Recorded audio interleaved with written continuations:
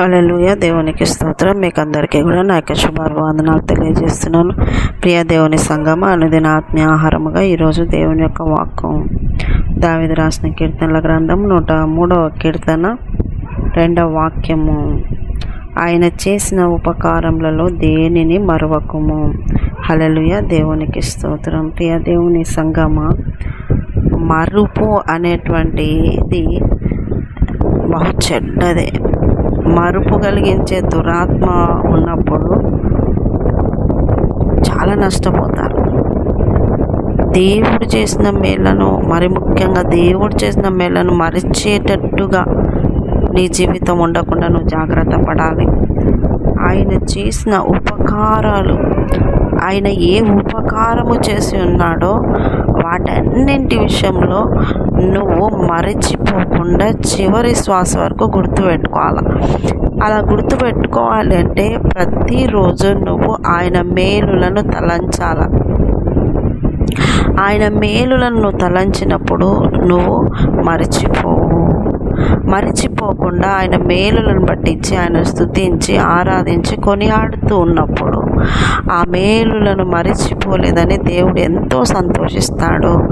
ఆ మేలులను మర్చిపోకుండా, ఆ ఉపకారములను మర్చిపోకుండా నీ స్థితిలో నువ్వు ఆయన్ని ఎప్పుడో కీర్తిస్తూ ఆరాధిస్తే నీకు గర్వం అనేది కూడా దగ్గరికి రాదు.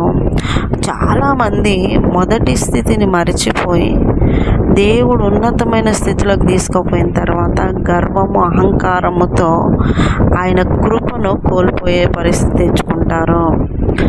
దేవుని బిడ్డలారా, మర్చిపోతున్నావా? దేవుడు చేసిన మేలు మర్చిపోతున్నావా? కష్టాల్లో ఉన్నప్పుడు మనుషులు ఎవ్వరు దగ్గరికి రారు. డబ్బు లేనప్పుడు మనుషులు, బంధువులు ఎవ్వరు దగ్గరికి రారు. దీనస్థితిలో ఉంటే ఎవ్వరు నీ దగ్గర స్నేహితులుగా ఉండరు.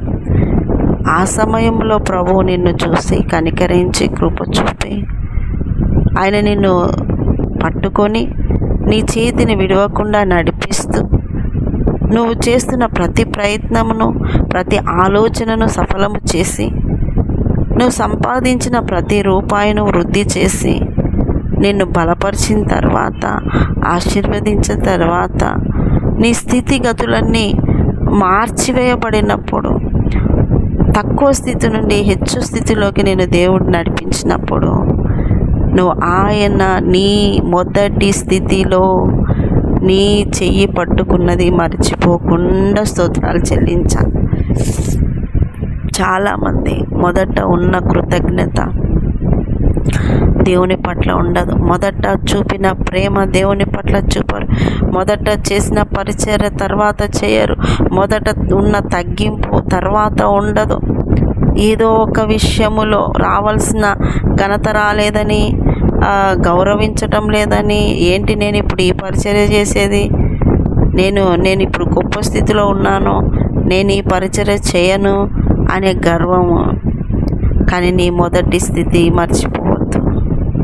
ఇంకా ఎంత ఉన్నత శిఖరాలను అధిరోహించినా నీ మొదట చెయ్యి పట్టుకొని ఎవ్వరు లేని ఒంటరి స్థితిలో అన్నింటిలో ఫెయిల్యూర్స్ను రుచి చూస్తూ కన్నీరే నీకు అన్నపానాలుగా బ్రతికిన ఆ రోజుల్లో దేవుడు నీకు తోడుండి ఒక తల్లిలా, తండ్రిలా, స్నేహితునిలా ఆదరించి నడిపించిన ఆయన యొక్క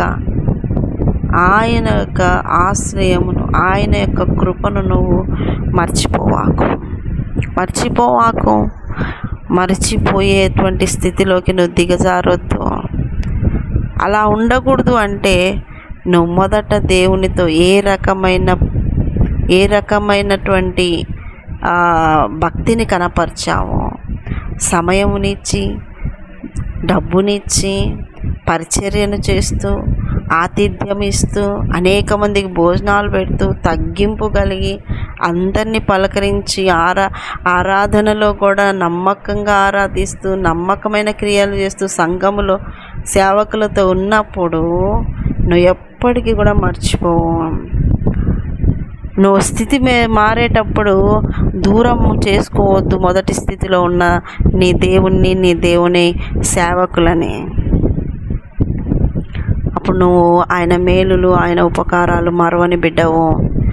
నువ్వు దూరం అవుతూ నీ స్థితిని బట్టించి సంఘంలో నువ్వు నడుచుకుంటే, నా స్థాయి వేరు, నా స్థితి వేరు, నేను ఇప్పుడు ఉన్నతమైన స్థితిలో ఉన్న, డబ్బు ఉంది నా అనే ఆ స్థితిలోకి నువ్వు మారితే నువ్వు మర్చిన వ్యక్తివే.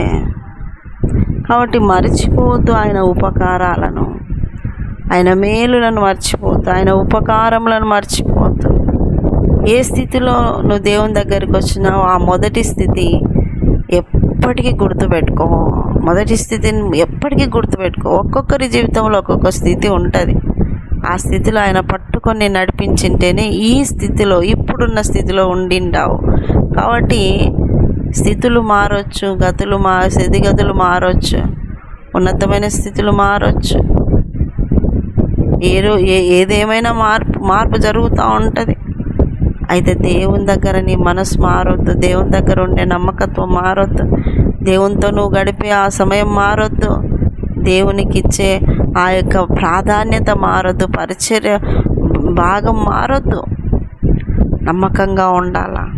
ఆయన చేసిన ఉపకారములకు ఏమిచ్చిన రుణస్థులమే. ఏమిచ్చినా రక్షణ అనేది ఒక గొప్ప ఉపకారం. దానికి నువ్వేం వెల చెల్లించగలవు చెప్పు? ఏమి చెల్లించలేవు నువ్వు. ఆయన అంత రుణము చెల్లించలేనిది ఆయన నీకు నాకు అనుగ్రహించినాడు. కాబట్టి మర్చిపోవాకు ప్రభు ప్రేమ, మర్చిపోవాకు ఆయన మేలు, ప్రభు మేలును మర్చిపోవద్దు. ప్రభుతో నిత్యము స్తుతిస్తూ ఆరాధిస్తూ ఆ మేలుని ఎత్తిపట్టి అయ్యా నీ వందనాలు చెల్లిస్తే నీ జీవితంలో ఇంకా ఉన్నత స్థితులకు చేరుతావు. అట్టి కృప మీకు అందరికీ కూడా కలుగును గాక. మీ జీవితంలో రాసి పెట్టుకోండి. ఈ రోజున ఈ వాక్యం విన్న తర్వాత నీ మొదటి స్థితి ఏది, ఇప్పుడున్న స్థితి ఏది, నీ మొదటి స్థితిలో దేవుడు చేసిన మేలు, ఇప్పుడున్న స్థితిలో కూడా దేవునికి నువ్వు కృతజ్ఞతగా ఉండే స్థితి ఎలా ఉంది, ఇవి రాసుకోండి.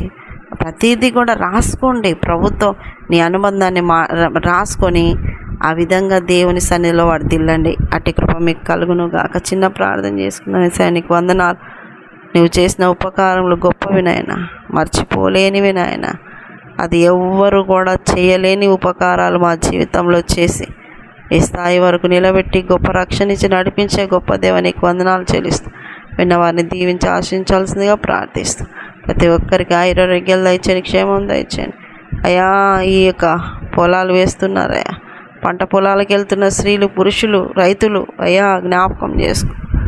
ఏ విష సర్పాలు నైనా దరిదాపులో ఉండకుండా వారిని కాపాడయ్యా, కాచి కాపాడండి. తోడుని బలపరచండి, రెక్కల చాటున దాచమని, కనికరించి కృప చూపమని, ఉద్యోగాలు అందరినీ కూడా వారి వారమంతట్లో మీ కాపుదల దయచేయమని యేసు నామములో అడుగుతున్నాం మా తండ్రి. Amen amen. యేసు రక్తమే జయం, సిలువ రక్తమే జయం. ప్రవేశనామానికి సంపూర్ణ విజయం కలుగును గాక. Amen amen amen. Good morning. Praise lord. దేవుడు మళ్ళీ దీవించును గాక. ఆమెన్.